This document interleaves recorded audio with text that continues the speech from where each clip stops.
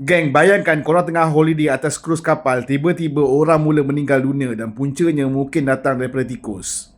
Ini bukan cerita dalam movie, tapi ini kisah sebenar yang berlaku atas sebuah cruise ship di Atlantik. Dalam masa beberapa hari saja, 3 orang telah meninggal dunia. Semua ini dikaitkan dengan satu virus rare yang dipanggil hantavirus. Virus ni bukan macam COVID. Ia tersebar melalui air kencing dan juga najis tikus serta udara yang tersejat daripada najis ataupun air kencing tikus tersebut.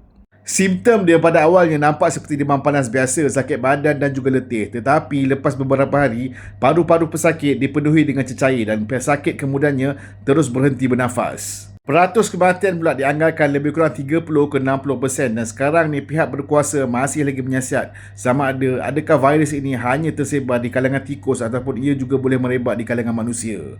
Kapal itu sekarang masih lagi dipantau dengan ketat dan ada juga pelabuhan yang larang mereka untuk berlabuh.